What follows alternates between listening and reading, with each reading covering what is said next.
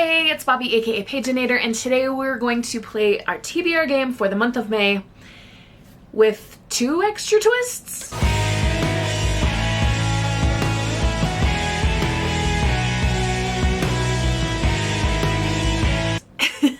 One will be a bonus roll, which I'll explain here in a minute, and the other one is that the hat is back. This is my cabbage pot hat. When I did G's game, TBR Vitar, she always had a cabbage pot prompt, which she has an actual pot that looks like a cabbage, and she would draw just books from her TBR on slips. And this is my cabbage pot slash hat with a skull mask on it, and I've got loads of books in here. It's been ages since I updated this, so none of my recent acquisitions are going to be in here, and there may be some books that I have already read because I haven't pulled a book from this hat in quite a long time. So what we're going to do is pull a book from the hat, and then we're going to go do our regular rolls, and I will explain the other bonus roll situation when we get to it. Okay, so let's dive into the hat. We might have to draw more than once depending on what comes out. What is this? Can you see? The Boy Next Door. This is from Bookish Boyfriends. Did I unhaul this series? No, I still have it. Hang on. So this is the Boy Next Story. I think I said store when I drew the slip out. It is part of a Bookish Boyfriend series by Tiffany Schmidt. I've read one of the other ones, A Date with Darcy, and then I've got 2 more on my shelf over there. Let's read the back of this one. There's no one better than the boy next door, at least not according to Aurora Campbell, 14, who has been in love with Tobias May since their very first sandbox kiss. The problem is he is in love with her older sister, Marilee, and Mary is already dating one of his best friends. Oh, tangled web here. Rory is learning all about pining in her as her class reads The Great Gatsby, a book she doesn't find great at all. It is a great book, though. Love it. Also not great, her GPA, something she needs to fix quickly if she'd like to apply for the chance to spend a week studying art with her hero in New York City over winter break. But when Miss Gregory assigns her to read Little Women for extra credit, Rory discovers more than she expected, both about herself and about Toby. Maybe she wasn't in love with the boy next door, but the boy next story. Love is complicated, and it's all about to get even trickier for Rory at Reginald R. Hero Prep, where with the help of one quirky English teacher, students' fantasies come true, often with surprising consequences. This sounds fun. As I said, I'm making things harder on myself this month, but it's what it is, so we'll add this to my list. I think I'm going to have 14 books on my TBR. So let's go ahead and get into the rolls. Okay, so before I do roll number 1, I am going to talk to you about the added twist that we're putting into our TBR game, starting with this month, and if it goes well, we'll keep it. So a few months ago, I bought these Decider dice from Barnes & Noble. I just couldn't leave them sitting there. It would have been cruel. And we're going to add a bonus roll of these. One gives you a genre, and then one gives you a location of where you have to get the book. And we'll add these at the end after our usual 12 rolls. Roll number 1, 5. 1, 2, 3, 4, 5, going anyway. And I think I'm going to channel Jade. She is the inspiration for this game after all. And most of the time when she played this, she would start with a middle grade. So let's go here. And a middle grade set in the future. Oh boy. We'll pop a green pie in there. I did that out of order. I usually do the pie first and then look at the card. What was I thinking? Roll number 1 got us a middle grade set in the future, and I had this like kind of thought in my brain going, you have a sci-fi futuristic middle grade in a Once Upon a Book box that you haven't read yet. And that was true. I do. I have this book here, Trouble in the Stars, by Sarah Prenius, and it came in a Once Upon a Book Club box, which means that I have bookish gifts that have not been opened.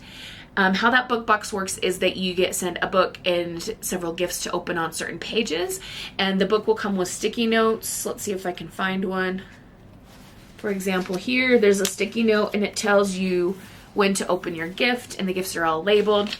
Here's a look into a couple of the items in the box. Usually with Once Upon a Book Club box books, I make vlogs telling you my experience reading the book and showing the gifts as I open them. And I do have another one that is also unread that just might be showing up later in this video. But we do need to find out what this book is about, so let's read the dust jacket. Trouble is in trouble. Trouble knows two things. They are a shapeshifter, and they are running from something, but they don't know what. So when the government, the Star League, shows up, Trouble figures it's time to flee. Changing from a blob of goo form to an adorable puppy form to a human boy form, Trouble stows away on the hindsight, a ship crewed by the best navigators and engineers in the galaxy, led by the fearsome Captain Astra. When Trouble is discovered, the captain decides to be nice. Instead of tossing them out on an airlock, she'll drop Trouble off at the next space station. As the ship travels, Trouble uses the time to figure out how to be a good human boy and starts to feel safe. But when a young Star League cadet shows up to capture Trouble, things get complicated, especially when Trouble reveals a shapeshifter form that none of them could have expected. Soon, a chase across the galaxy begins. Safety, freedom, and home are at stake, and not just for Trouble. This sounds really fun, and like a space adventure, and like I said, I will be doing a vlog opening the gifts that go with it, so make sure that you are subscribed so you can see that. Also, while we're talking about that, quite a few of you who watch my videos are not subscribed, and it would really help me out. It doesn't cost you anything, and I would like to be able to get up to 1,000 subscribers so that maybe I can start making a little bit from my videos. I know it won't be anything like earth-shattering in terms of money, but I would like to reach the threshold where I can apply for that, because life is getting more and more expensive these days, and yeah. Anyway, it feels super weird for me to be asking, but if you can subscribe, that would really mean a lot to me, or at the very least hit the like button or shoot me a comment. Roll number 2. 2. 1, 2 blue, 1, 2 yellow. Of course, it could also roll again. Let's go yellow fantasy. We'll do, oh, come on, pie, yellow pie in there. And we have G's card deck. Okay, cool. I happen to have her cards here next to me. I keep them out when I play the game. North Pole, story set in winter. In May? I might find something amazing, who knows? Rule number 2, we had to pull a card from G's deck, and we got North Pole set in winter. And I found one. Winter House by Ben Gutcherson. And this is, it seems like we could call it fantasy because there is magic involved. So I think that's fair, right? Orphan Elizabeth Sommer's malevolent Aunt Party and Uncle Burlap ship her off to ominous Winter House Hotel, owned by the peculiar Norbridge Falls.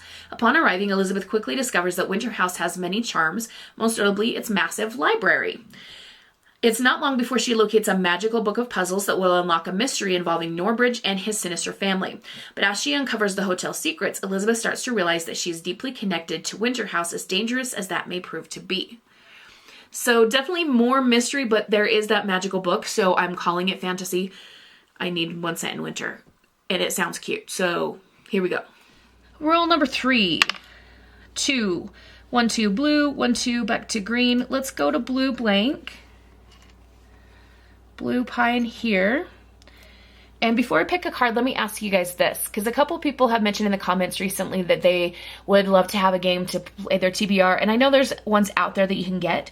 If I made a digital version available for you guys, would you be interested in that? Yes or no? Let me know in the comments. All right, a blue blank. Goodreads scroll. Okay, so I have to look through Goodreads, like the feed, and scroll until I see something that I haven't read yet. That might take a little bit, but we'll see how it goes. Cross your fingers for me.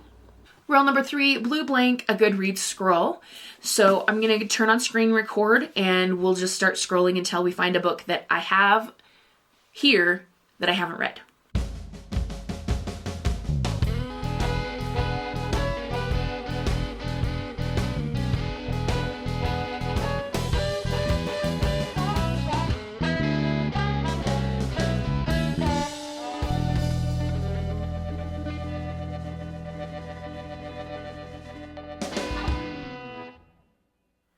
Okay, so The Lion Women of Tehran. I recently got this from Book of the Month Club. They let you pick one of their Lolly finalists for 2024 and sent this to me for free. So hooray. I have heard people talking about this. I don't know a whole lot of the details other than when I first hauled it, I read the blurb. So I'm going to have to reread it out loud to you here. In 1950s Tehran, 7-year-old Ellie lives in grand comfort until the untimely death of her father, forcing her and her mother to move to a tiny home downtown. Lonely and bearing the brunt of her mother's endless grievances, Ellie dreams of having a friend to alleviate her isolation. Luckily, on the first day of school, she meets Homa, a kind, passionate girl with a brave and irrepressible spirit. Together, the two girls play games, learn to cook in the stone kitchen of Homa's warm home, wander through the colorful stalls of the Grand Bazaar, and share their ambitions for becoming lion women. But their happiness is disrupted when Ellie and her mother are afforded the opportunity to return to their previous bourgeois life. As Ellie enjoys her new popularity at the best girls' high school in Iran, her memories of Homa begin to fade. Years later, however, Homa's sudden reappearance in Ellie's privileged world alters the course of both of their lives. Sorry, I'm stumbling over words. Apparently, I do that all the time. I don't know. Anyway, this does sound really good, and I've heard loads of people talking about how good it is. So, yay. Roll number 4. 6. 1, 2, 3, 4, 5, 6 blue. 1, 2, 3, 4, 5, 6 yellow. We've been to both of those colors, but let's go this way to yellow. Go for another fantasy. And we have a book that keeps tempting you. Definitely have some of those. Rule number 4, a fantasy that keeps tempting you. And I have this book here. This is a graphic novel, Lightfall Volume 3, The Dark Times. This was gifted to me by Ricky, so thank you so much, Ricky. It still makes my heart smile every time I see this book. Part of the reason why I feel like it keeps tempting me is because it just makes me smile knowing that Ricky gifted it to me. But also, I really like this series. So it is a graphic novel series. In the first book, we meet Bee, and there is a pig wizard involved and all kinds of fun, like fantasy, cozy creatures, but there is adventure.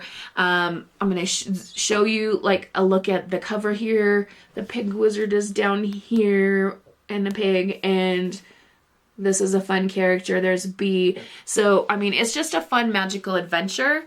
And yeah, I've been wanting to read this. I keep seeing it on my shelf and going, oh, I need to pick that up. Roll number 5. 3. 1, 2, 3 green, 1, 2, 3 pink. Let's go for pink. We haven't got one of those yet. Pink is YA, any genre. And before you come at me, YA, no, is not a genre. It's an age category. So it could be any genre within the YA age category. And we have animal on the cover. Rule number 5, we need a YA book with an animal on the cover. And I have this beautiful thing, To Kill a Shadow. Look at sprayed page edges. Yeah, I know words. This is by Catherine Quinn, and it has got some lovely, intriguing artwork inside. Oh my gosh! I swear I'm not an idiot, you guys. I know words. Inside the cover. Oh my heavens. Let's read. Jude Maddox knows nothing of love or even light. He knows only his grim duty as the Hand of Death to lead the Knights of the Eternal Star into a land filled with nightmares and certain demise. It's only when he sees her, a young woman with wild amber eyes who is as fierce, defiant, and swift as the shadow beasts themselves, that he feels the warmth of life in his blood. The other knights may fear their lethal commander with his hard, merciless demeanor. Outcast Kiara Frey sees only a leader, a man who knows how to survive, someone like her. But wanting him is as treacherous as the shadows themselves and just as seductive. With the kingdom on the verge of collapse, the knights must now venture into the darkest heart of the land and uncover the secrets of the misted shadows, where evil will prey upon their minds and feast on their flesh. It will betray their senses, it will surpass their nightmares, most of them will die, but they have no other choice because the only way to fight the darkness is to become it. Yikes! Roll number 6. 2. 1, 2 brown, 1, 2 orange. So orange could be anything. It's miscellaneous. Brown is realistic. Let's get at least one realistic in there this time around. And we have continue a series. Ooh, do I have a realistic series?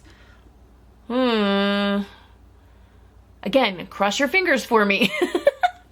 Number 6 is Realistic Continuous Series. I was a little bit worried whether I could find one of these, but I do have one. So this is Out of My Dreams. It is the 3rd book in a series. It starts with Out of My Mind and then Out of My Heart, and then we go to this one by Sharon M. Draper. With series books, I don't like to read the blurb for the next one, so I'm going to tell you about the first one, Out of My Mind. This is about Melody, who is nonverbal. She is really, really intelligent, but nobody seems to know it because she can't communicate or verbalize how much she knows. So she's put in special classes where they color pictures and, you know, silly things, and she's so frustrated. And finally she is given a tool to help her speak, like a speaking board, and people realize how smart she is, and she's able to join the school's like quiz bowl team and like different things. And I believe there's a movie adaptation that's either out or coming out soon, but phenomenal book. Like, read the book, seriously. Watch the movie or whatever if you want, but read the book.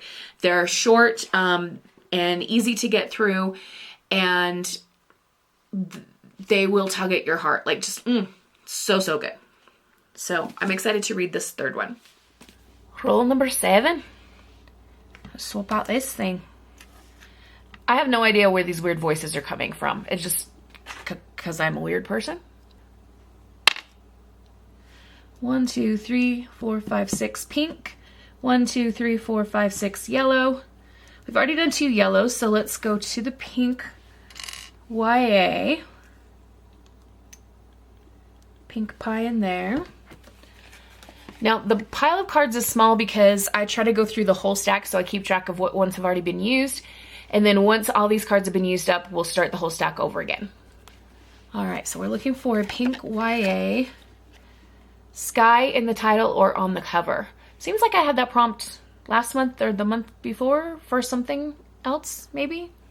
But we'll try it again. Rule number 7, we need YA with the sky in the title or on the cover. And I have a book by Stacey Lee that I've been needing to read for years. This is Under a Painted Sky. Stacey Lee is a great writer. I really enjoy her other books that I've read. And this one is historical fiction. It says, Missouri, 1849. Samantha dreams of moving back to New York to be a professional musician. Not an easy thing if you're a girl, and harder still if you're Chinese. But a tragic accident dashes any hope of fulfilling her dream and instead leaves her fearing for her life. With the help of a runaway slave named Anime, Samantha flies town for the unknown frontier. Life on the Oregon Trail is unsafe for 2 girls, so they disguise themselves as Sammy and Andy, 2 boys headed for the California gold rush. Sammy and Andy forge a powerful bond as they each search for a link to their past and struggle to avoid any unwanted attention. But when they cross paths with a band of cowboys, the lighthearted crew turns out to be unexpected allies. With the law closing in on them and new setbacks coming each day, the girls quickly learn that there are not many places to hide on the open trail. So I think this was Stacey Lee's first book, maybe, and I've read other things of her since. So this did come out quite a while ago. I'm going to check the date. 2015. Yep. So it has been a long time that I've needed to read this. But I mean, look at this cover. Isn't it pretty? Roll number 8. 1, 2, 3 yellow, 1, 2, 3 orange. We haven't done an orange this time, so we'll do orange miscellaneous. Orange pie in here. Gethsemane, Jesus loves me. Book with a map. Sorry for the singing of a religious song, by the way. Sometimes the songs that I sing, they're the ones that are in my head. But we need a book with a map. Rule number 8, miscellaneous, a book with a map. And I have this gorgeous book, The Dagger and the Flame. This came in a Fairy Loot, I think. This is by Catherine Doyle. And let's see. Yes, it's a Fairy Loot edition, which means it's got beautiful sprayed edges, and we have end paper art and all the good things. In Fantôme, a kingdom of cobbled streets, flickering lamplight, beautiful buildings, and street catacombs, shade magic is scarce and deadly commodity, controlled by 2 enemy guilds, the Cloaks and the Daggers, the Thieves and the Assassins. On the night of her mother's murder, 18-year-old Seraphine runs for her life. Seeking sanctuary with the Cloaks, Sarah's heart is set on revenge, but are her secret abilities a match for the dark-haired boy whose quicksilver eyes follow her around the city? Nothing can prepare Sarah for the moment she finally comes face to face with Ransom, heir to the Order of Daggers. And Ransom is shocked to discover that this unassuming farm girl wields a strange and blazing magic he has never seen before. I am going to be imagining Ransom from Knives Out while I'm reading this, I am sure. Roll number 9. 4. 1, 2, 3, 4. 1, 2, 3, 4. Blue either way.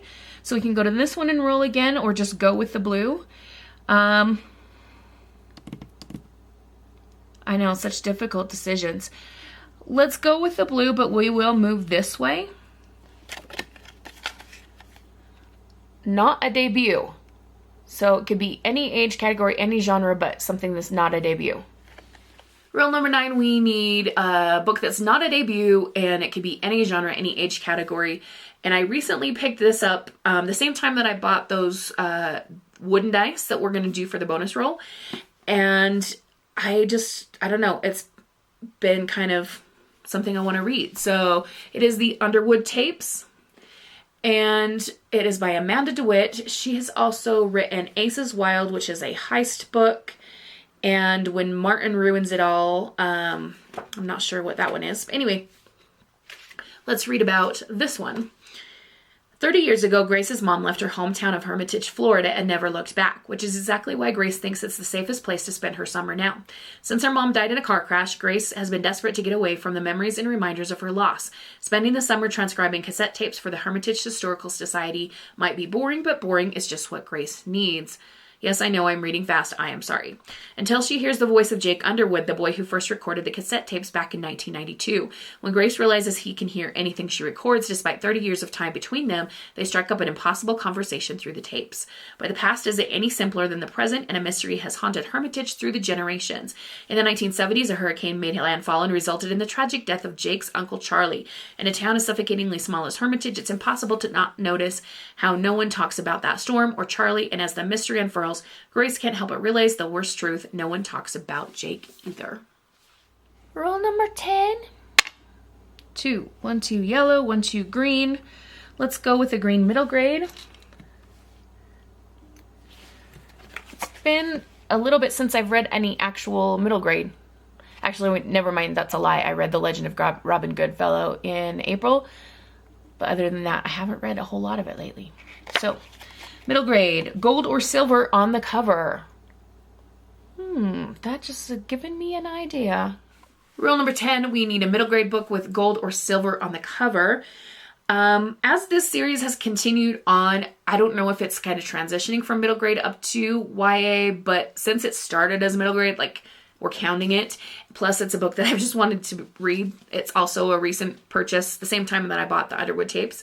It has the gold in Keith's hair, and it has silver lettering in a couple different places, so we're counting it. This is Unraveled, part of the Keepers of the Lost series, Cities series. I swear I'm not an idiot. Anyway, again, with the series, I am not going to be able to tell you everything. This is Keith talking about his struggles. In the first book, we meet Sophie, who learns that she is part of this world that she didn't know existed. They're lost cities, and she has magical abilities she didn't know she had. And there's a bit of a love triangle with 2 boys, and all kinds of crazy adventures. It's a little bit Harry Potter-ish in that Sophie is like constantly under attack as soon as she enters this new world. Kind of the way that Voldemort's constantly attacking Harry over and over again once he realizes that he's a wizard and goes to Hogwarts and all that stuff. Yeah, we have all kinds of fun creatures. There's an alicorn. There's dinosaurs. There's Sophie's parents have like a magical creatures farm where they keep things. Anyway, I can't really tell you too much about what's going to happen in this one other than it is centered around Keith, who is my favorite character in the series. Love him. So we're going to learn what happens when he goes to the human lands and hopefully figure out what the crap he was thinking. Roll 11. 6. 1, 2, 3, 4, 5, 6 blue. 1, 2, 3, 4, 5, 6 orange. Let's go to blue. They're essentially the same category anyway. Blue blank, orange miscellaneous. This is my last card, so for roll 12 we'll have to get out the whole deck again. But for blue blank we have adventure. Roll number 11, blue blank. So again, any genre, any age category, and we need an adventure.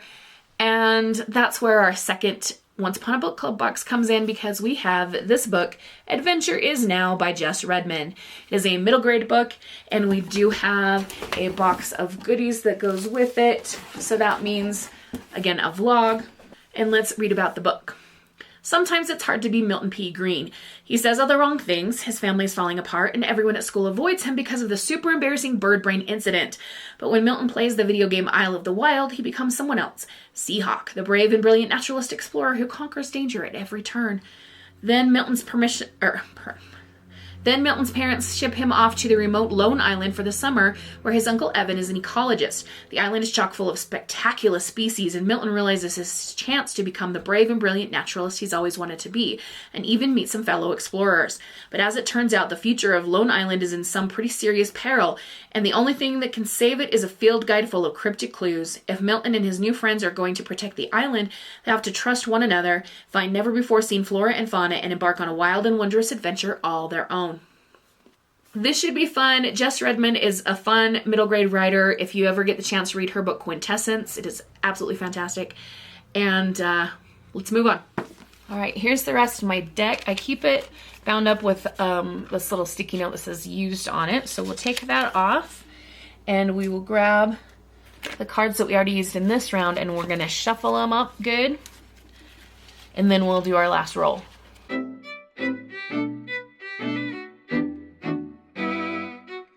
Alrighty, roll number 12.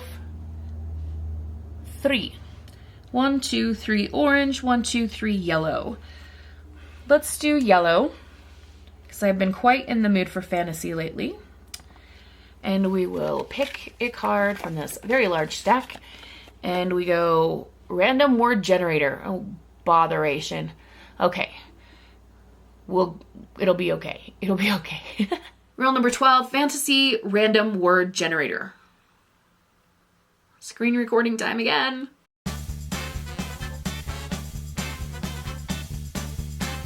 Okay, so I put in 10 words just to give myself like some options.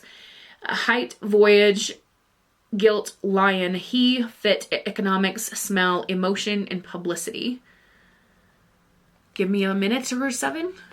Okay, I found one that will work for voyage and emotion. We have Sinner's Isle. Look at that cover. This is by Angela Montoya. And it says, Rosalinda is trapped on Sinner's Isle, an island filled with majestics like her. Beautiful witches loathed by society for their dangerous magic, yet revered by powerful men who want to use them. Now 18, Rosa will be the prize commodity at this year's offering. A fiesta for the wealthy to engage in drink, damsels, and debauchery. That's why she must flee before someone forces the vicious phantoms within her to destroy everything she touches. Handsome, swashbuckling Mariano has long sailed the high seas as the prince of pirates. Then the king's fleet attacks his father's infamous ship, leaving him marooned on Sinner's Isle with only an enchanted chain meant to lead him to his heart's desire. Instead, he falls into the hands of a brazen but bewitching headache, Rosa. Mariana and Rosa must now outwit each other. I'm struggling, you guys. And their enemies before the offering is over and it's too late to escape the perils of Sinner's Isle. So voyage, definitely going to have emotions. Economics also, because she's being offered as a commodity. Publicity would play into that event. Yeah, so several of those words work. So we've done our 12 rolls. Now we're going to roll these and see what is our bonus prompt. I haven't used these before, and I am a bit nervous. So let's start with the genre one. Oh, sorry, that was loud. I'll try to decrease the volume on my end. A mystery. And where are we going to get it? From the library. Now, as I'm filming this, it's a Friday, and our library doesn't open up again until Monday. Let's roll again. Let's roll again. Because I want to get this figured out. Okay. Somewhere besides the library, please.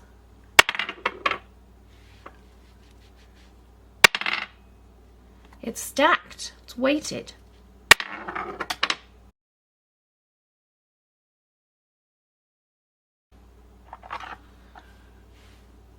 Buy new.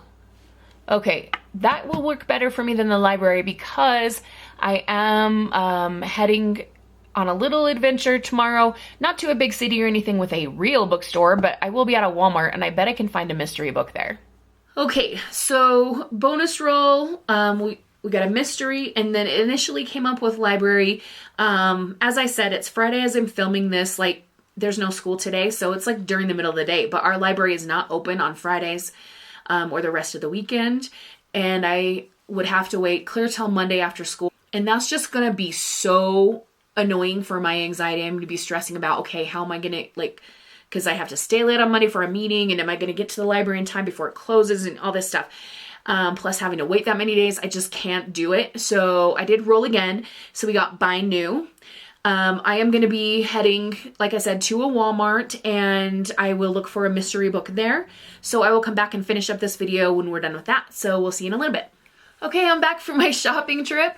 My haircut turned out okay, and I was able to go to Joann and shop their store closing sale. So that will be in a separate video, and it will come out before this one does.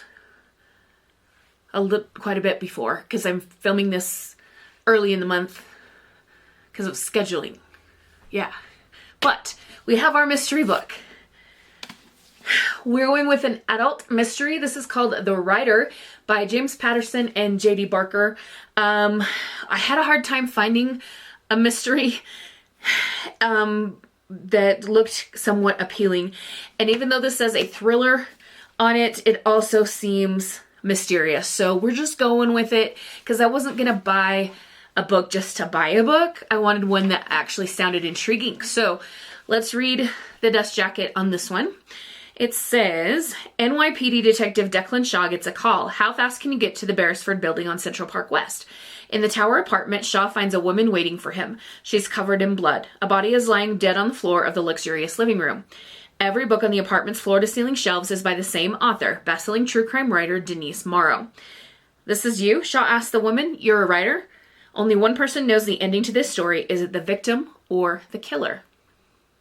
So that one did sound intriguing enough for me to get it. I was thinking, okay, if I can't find one, then we might just have to wait till Monday to go to the library after all, but I found one that I wanted to get. So the other thing about getting a book at Walmart is that it's cheaper than the ridiculously large adult fiction price that you pay at a normal bookstore. So that's good news. So that is the TBR for the month.